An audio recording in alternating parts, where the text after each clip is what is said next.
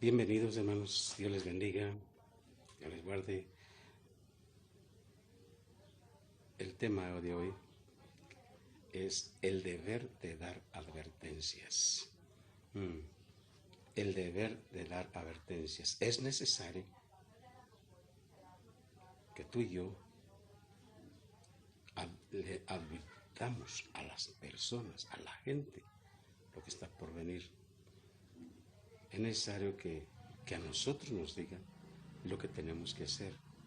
Lo que ya sabemos, pero que es una advertencia que muchas veces es necesario darlas porque se nos olvida los conceptos, o más bien los mandamientos, los preceptos que Dios tiene para con nosotros. Entonces necesitamos poner atención en las cosas que hemos oído. Y es necesario que con más diligencia las atendamos. Es importante esto, que atendamos las cosas que hemos oído, porque muchas veces las escuchamos pero no las realizamos. Los mandatos de Dios se dejan de lado para hacer los mandamientos propios, o sea, no la voluntad de Dios, sino la voluntad de nosotros, porque creemos que así está bien, pero si te das cuenta, muchos no tienen base bíblica, no tienen respaldo bíblico, el hacer lo que tú quieras, el hacer lo que yo quiera, ¿sí? Entonces cuando tú estás haciendo lo que tú quieres, puede llegar por ahí alguien que te advierta de que te corrija, pues, de que estás haciendo lo correcto, que no estás haciendo lo que es correcto. Entonces es necesario preguntar, indagar, buscar, estudiar, leer la palabra, eh, buscar la voluntad de Dios, la buena voluntad de Dios, agradable y perfecta. Entonces es necesario que este estudio, para que veamos si es necesario dar advertencias o no. Pero yo creo que sí, quédate al final, para que veas de quién vienen las advertencias. Vamos a ver primero ahí, Segunda de Crónicas, capítulo 19, verso 8 al 10. Segunda de Crónicas 19, 8 al 10. Dice así: en el nombre del Padre, del Hijo y del Espíritu Santo de Dios. Puso también Josafat en Jerusalén algunos de los levitas y sacerdotes y de los padres de familias de Israel para el juicio de Jehová y para las causas. Josafat, rey de Judá. Y les mandó para las cosas y volvieron a Jerusalén y les mandó diciendo: procederéis asimismo con temor de Jehová, con verdad y con corazón íntegro, en cualquier causa que viniere a vosotros de vuestros hermanos que habitan en las ciudades en causas de sangre, entre ley y precepto, estatutos y decretos les amonestaréis, que no peque contra Jehová, para que no venga ira sobre vosotros y sobre vuestros hermanos. Haciendo así, no pecaréis. Notemos, hermano, es una advertencia, ¿sí? Y si bien de parte de Dios, de parte de Dios, que tenían que erigieran ley, que aplicaran la ley como les había dicho el Señor. Y al no hacerlo, pues tenía la necesidad de que les amonestáramos. Y si les amonestaréis, que lo mismo que dar advertencia, que no pequen contra Jehová. ¿Para qué? Para que no venga ira sobre vosotros y sobre vuestros hermanos. O sea, al llegar a unos, llega a los demás también, ¿sí? Entonces, es una amonestación de parte de Dios para no pecar. Y esa es la misma amonestación que diariamente debemos tener en cuenta de parte de Dios en nuestras vidas. Es una amonestación que nosotros mismos debemos amonestarnos a nosotros mismos. Pero si no lo puedes, Dios te va a mandar a alguien para que te amoneste, alguien para que te advierta de lo que estás haciendo mal. También puede ser que esté contento el Señor con lo que tú estás haciendo. O sea, cuando estás haciendo su voluntad, pues Él sí se va a agradar de ti, ¿no? Pero no se va a agradar si estás haciendo lo contrario a su voluntad. Vamos ahí, que este hermano, vamos ahí, porque mira ahí lo que dice el verso 2. Y le salió al encuentro el vidente Jehú, hijo de Ananí, de 19:2, y dijo el rey al rey Josafat: al impío das ayuda y amas a los que aborrecen a Jehová, pues has salido de la presencia de Jehová, ira contra ti por esto. O sea, cuando una persona aborrece a Dios, Dios está en contra de aquel que ama o que protege o que tiene misericordia de aquel que odia a Dios. Aguas con eso. Aguas con eso. ¿Sí? Porque si amas a los que aborrecen a Dios, puedes salir de la presencia de Dios, ira contra ti. Pues es una amonestación, hermano. Y ahí la palabra de Dios del tema, el deber de dar advertencias. O sea, nunca hagas eso. Si sabes de alguien que odia a Dios, tú no lo puedes amar, porque es alguien a quien Dios aborrece, alguien a quien a Dios aborrece. No que Dios los aborrezca, sino que ellos aborrecen a Dios. Claro, y trae sus consecuencias. A Josafat se le reprendió por asociarse con Acab y ayudar a ese enemigo de Dios. Eso dice en el capítulo 18. Bueno. Los creyentes no deben asociarse con los impíos si en esa relación se fomenta la causa de la injusticia, se pone en peligro su dedicación a Dios o se compromete la verdad de la palabra de Dios. Aguas con eso. 15:31 de Proverbios. 15:31 de Proverbios. Dice: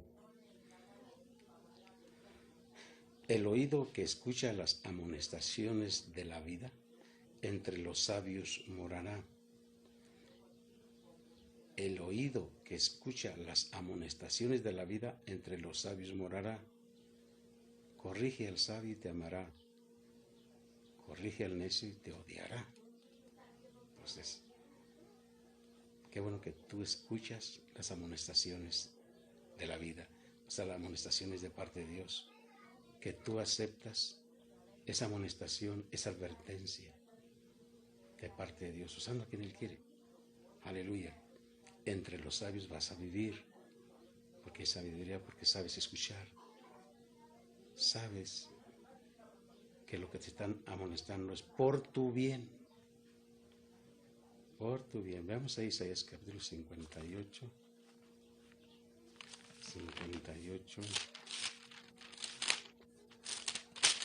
1 al 4. Dice así: grita con todas tus fuerzas. Dice: clama a voz en cuello. No te detengas. Alza tu voz como trompeta. Fíjate qué fuerte.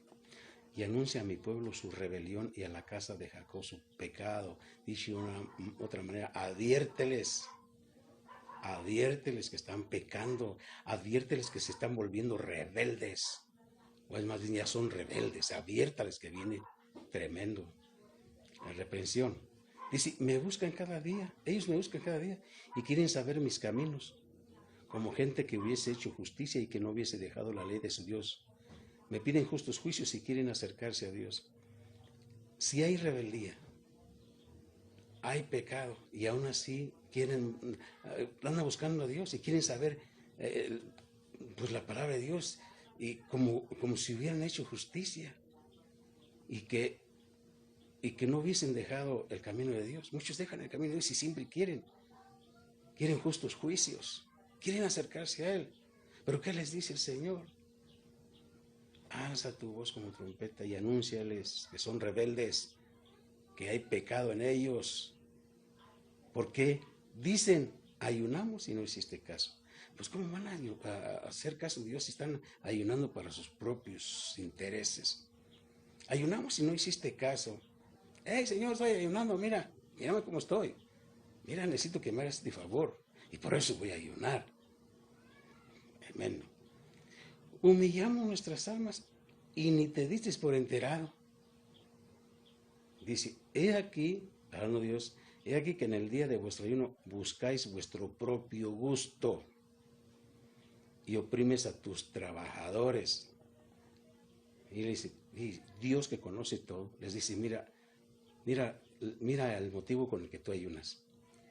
Para pleitos y debates ayunas, y para herir con el puño inicuamente. Dice: no, yo no quiero ese ayuno. No ayunes como hoy, para que vuestra voz sea oída en lo alto. No hay unos como hoy. Además, el pueblo de Dios se quejaba de que Él no lo ayudaba. Pero Dios sabía que era una hipocresía la adoración y el ayuno de su pueblo. Les dice que ningún acto religioso tiene valor alguno para Él si no proviene de quienes humildemente procuran buscar su palabra. ¿Sí? Humildemente procuran obedecer sus mandamientos y compasivamente les extienden la mano a los necesitados. Aleluya. Y si el profeta Isaías clama contra los pecados del pueblo, como un poderoso toque de trompeta. Se tiene que confortar el pecado. Se deben poner al descubierto los pecados y la hipocresía del pueblo de Dios. ¿Habrá hipocresía en el pueblo de Dios? ¿Habrá pecado en el pueblo de Dios? Aleluya. Sí, hermano. Si los mensajeros de Dios dejan de señalar los pecados de su pueblo, no son fieles al llamamiento de Dios. No son fieles al llamamiento de Dios. ¿Sí? Aleluya. Veamos, hermano, ahí en Ezequiel 3:16.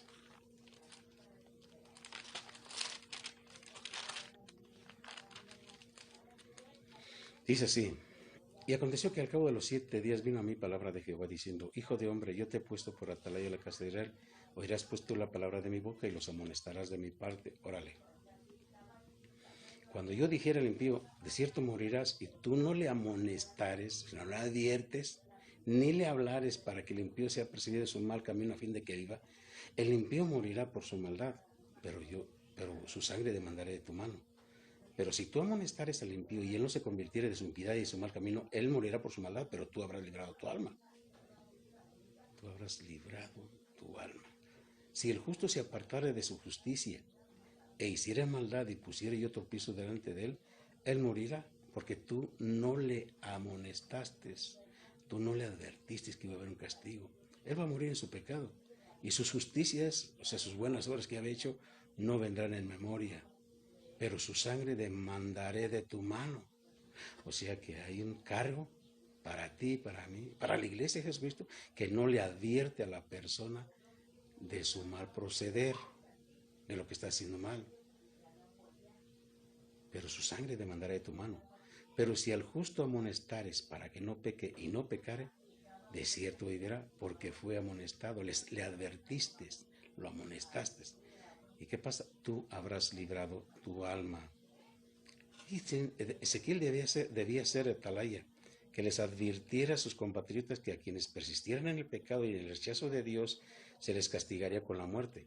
Si Ezequiel dejaba de advertir a los impíos, se le consideraría responsable de la muerte de ellos. Aleluya, qué responsabilidad tan grande. Es sobre el pueblo de Dios. Sobre el pueblo de Dios. Bajo el nuevo pacto, el fiel ministro de Dios debe asimismo advertirles a quienes en su congregación están llevando una vida impía, que serán excluidos del reino de Dios y de la salvación si no se arrepienten. Si tú como líder no estás amonestando a los que están llevando una doble vida, vas a tener mucho cargo muy fuerte, ¿no? Puedes tener un cargo muy grande delante de Dios. Fíjate bien. Tienes que decirle que si no se arrepiente, puede ser excluido o va a ser excluido del reino de Dios y de la salvación si no se arrepiente. Los que enseñan que los creyentes pueden llevar una vida inmoral e impía sin poner en peligro su salvación eterna, se enfrentarán al severo juicio de Dios. Siempre se debe recordar que Dios les ha dado a los creyentes la misión de ir a todo el mundo y predicar el Evangelio, que incluye la advertencia de la muerte eterna para todos los que se niegan a arrepentirse y a creer en Cristo. De modo que Dios ha hecho de la iglesia una atalaya. Mejor que no te quieran porque les marcas el pecado. Mejor que te menosprecien por decirles la verdad, a que venga un castigo a ti por no advertirles que están en pecado, que están mal, que ese pecado los puede llevar al infierno y de ahí nunca van a salir, hermano. Qué terrible es el infierno. Qué terrible es que una gente no se aperciba, aún hablándoles de las cosas terribles que pueden venir si hay desobediencia en sus vidas, si hay pecado en sus vidas. Qué terrible es esto. Aleluya. Una persona justa que se aparta de Dios comienza a vivir inicuamente y se niega a arrepentirse, sufrirá el juicio de Dios y morirá. ¿La salvación se pierde o no se pierde? Cualquiera que oyere el sonido de la trompeta y no se apercibiere y viniendo la espada lo hiriere, su sangre será sobre su cabeza. El sonido de la trompeta oyó y no se apercibió, su sangre será sobre él, mas el que se apercibiere librará su vida. Notemos esto, hermano. Fíjate bien, si ponen un nombre para que les advierta del peligro que hay, y ya estando ahí, y oye el sonido de la trompeta, o sea, del peligro, y no se apercibiere, y viniendo la espada lo hiriere, su sangre será sobre su cabeza.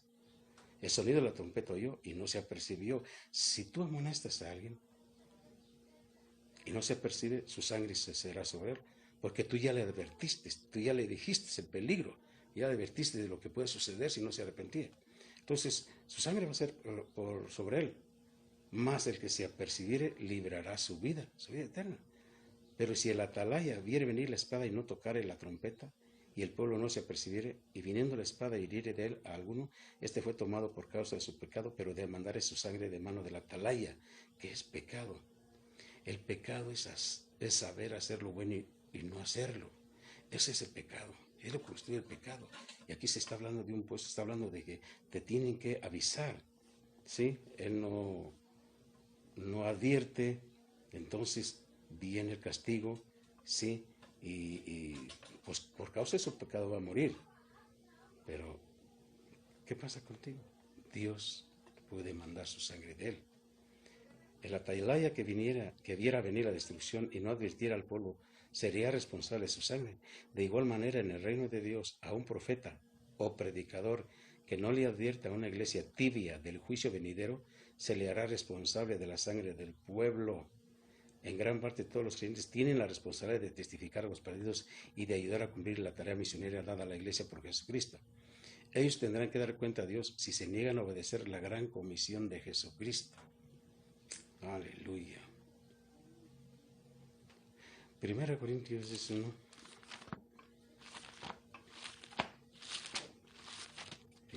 Corintios 10:1 dice así: porque no quiero, hermanos, que ignoréis. Primera, sí, dice: porque no quiero, hermanos, que ignoréis que nuestros padres todos estuvieron bajo la nube, y todos pasaron en el mar, y todos en Moisés fueron bautizados en la nube y en el mar. Un bautismo estará ahí. Y todos comieron el mismo alimento espiritual, y todos bebieron la misma bebida espiritual, porque bebían de la roca espiritual que los seguía, y la roca era Cristo. Pero de los más de ellos no se agradó Dios, por lo cual quedaron postrados en el desierto. Mas estas cosas sucedieron como ejemplos, ¿noten conmigo? Como ejemplos para nosotros, para que no codiciemos cosas malas como ellos codiciaron. Ellos, aparte de la codicia, se volvieron idólatras. Codiciaron muchas cosas terribles, hermano. Ni seáis idólatras, como algunos de ellos, según está escrito, se sentó el pueblo a comer y a beber y se levantó a jugar. La palabra aquí, jugar, la cambiaron, pero en realidad hicieron orgías, hermano. Se desenfrenaron, porque ahí lo dice enseguida: ni forniquemos como algunos de ellos fornicaron y cayeron en un día 23,000. Empezaron a fornicar, hermano, tener sexo ahí con todos ahí, una orgía ahí. Ellos fornicaron y murieron en un puro día 23,000. Ni tentemos al Señor, como también algunos de ellos le tentaron y perecieron por las serpientes. Ni murmuréis. Es un pecado grande, hermano. Murmurar es un pecado grande. Y lo hicieron los israelitas, y la iglesia todavía lo sigue haciendo, lamentablemente. Pero por eso es estos estudios, para advertirles que no sean idólatras, que no sean codiciosos, que no murmuren, porque dice, ellos también murmuraron y perecieron por las serpientes, los israelitas. Ahora, si no murmuréis como algunos de ellos murmuraron y perecieron por el destructor. O sea, abrieron una legalidad y con legalidad llegó la muerte. Le dieron permisión al destructor y los mató. Y estas cosas les acontecieron como ejemplo y están escritas para amonestarnos a nosotros. Mire qué advertencia tremenda. Les acontecieron como ejemplo, se escribieron para amonestarnos a nosotros, a quienes han alcanzado los fines de los siglos. Estamos en los fines de los siglos. Así que el que piense estar firme, mire que no caiga. ¿Tú crees que estás firme? Pues observa. Cuídate de no caer. Porque es tan fácil caer cuando se es engañado por Satanás, hermano. Aleluya. Los ejemplos de la experiencia de Israel comprueban que uno puede ser redimido y participar de la gracia divina. Y sin embargo, después de rechazado por Dios debido a una conducta pecaminosa. Aleluya. Bendito Dios. El terrible juicio de Dios sobre los israelitas desobedientes sirve de ejemplo y advertencia para quienes están bajo el nuevo pacto. No deseen las cosas malas. Para que quienes están bajo el nuevo pacto no deseen las cosas malas. Pablo advierte a los corintios que si les son infieles a Dios, como lo fue Israel, ellos también recibirán su juicio y no lograrán entrar en la tierra celestial prometida. Escritas para amonestarnos, para advertirnos. Es una advertencia, hermano. Es una advertencia de parte de Dios. El terrible juicio de Dios sobre los israelitas desobedientes sirve de ejemplo y advertencia para quienes están bajo el nuevo pacto. Tremendo. La historia del juicio de Dios sobre su pueblo en el Antiguo Testamento quedó registrada en las Escrituras para proporcionarles a los creyentes, a ti y a mí, del Nuevo Testamento, extensas advertencias contra el pecado y la caída de la gracia. Si alguno piensa estar firme, mire que no caiga. Los israelitas, como pueblo escogido por Dios, pensaban que podrían jugar impunemente con el pecado, la idolatría y la inmoralidad, pero sufrieron la condenación. Asimismo, los que creen que pueden vivir seguros en la satisfacción de los deseos pecaminosos deben darse cuenta de que a ellos también les espera la condenación. Terrible es esto. 1 Tesalonicenses 5:12.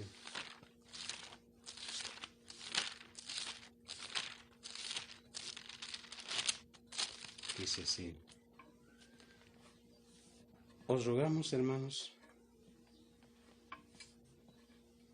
que reconozcáis a los que trabajan entre vosotros y os presiden el Señor y os amonestan. Es una exhortación, hermano, a la iglesia de Dios, a los hermanos. Dice: os rogamos, hermanos, que reconozcáis a los que trabajan entre vosotros y os presiden el Señor y os amonestan. No hay mucho reconocimiento, hermano. No está haciendo eso mucho pueblo de Dios. Y tampoco les agradan las amonestaciones. ¿Por qué no les agradan? Porque lleva un compromiso, lleva una exhortación. Y a quién le agrada que les amonesten, que les adviertan las cosas. Pero si no hacen caso de la advertencia, pues ni cómo ayudarles.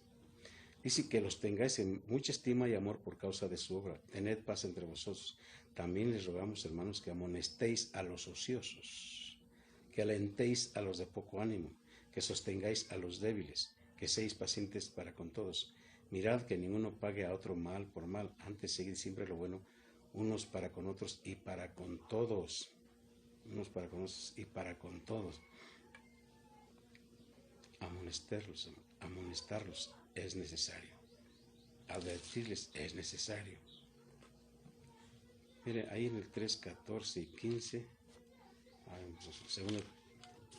segunda Tesalonicenses 3, 14, dice aquí: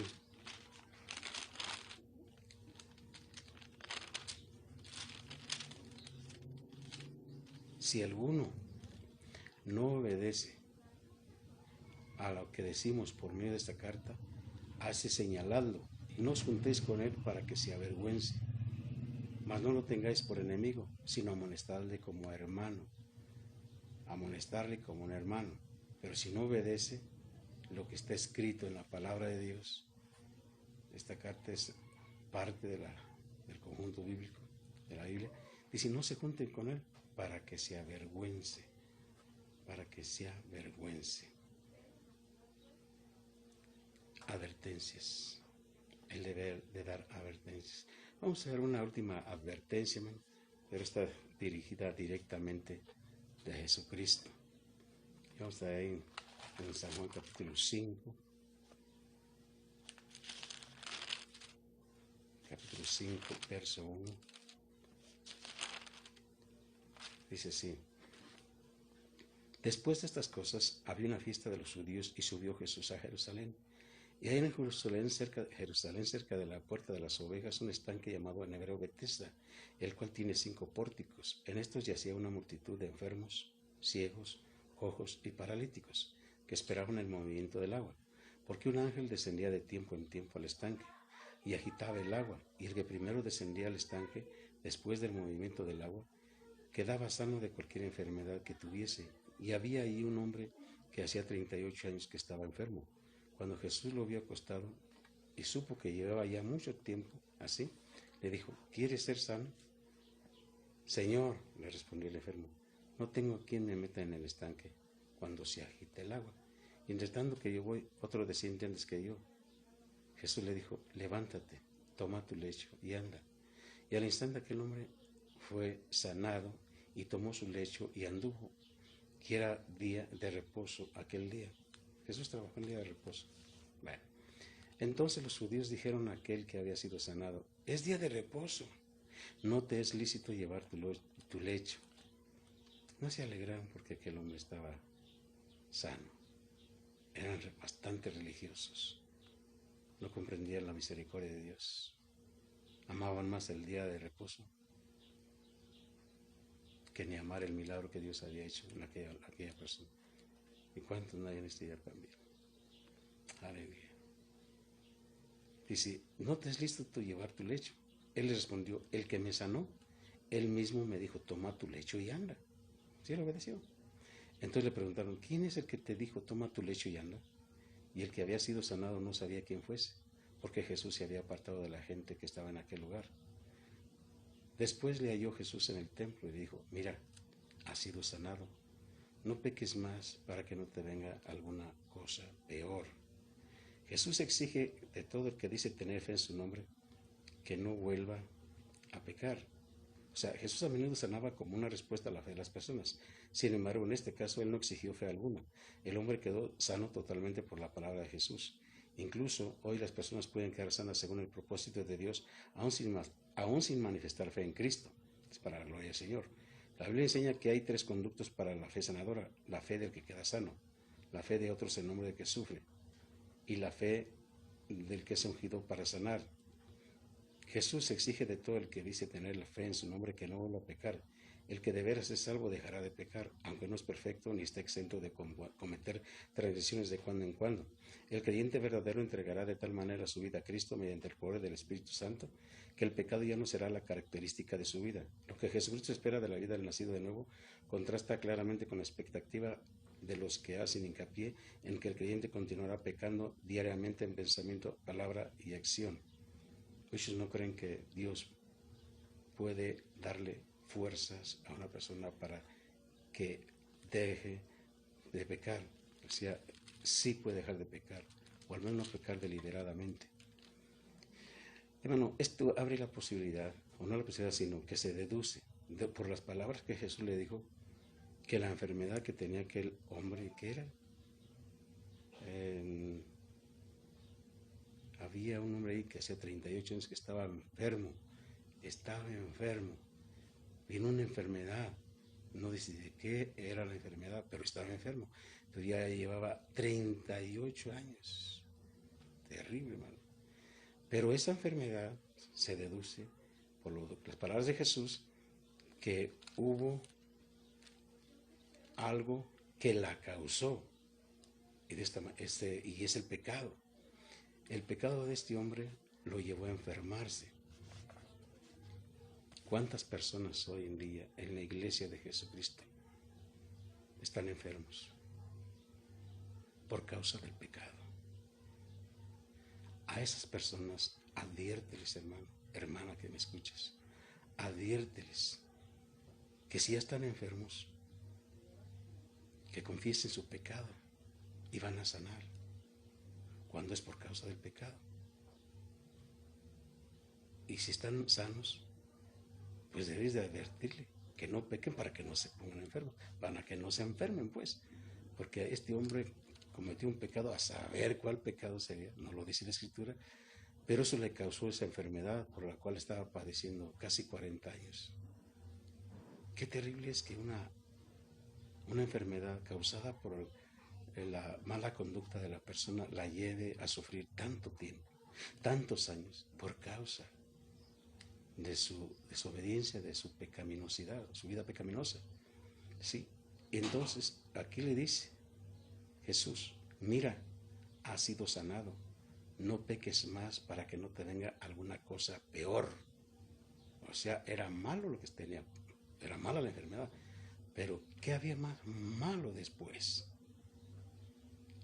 Si estaba enfermo, yo 38 años, y si le venía una cosa más peor, era porque voluntariamente, deliberadamente iba a pecar.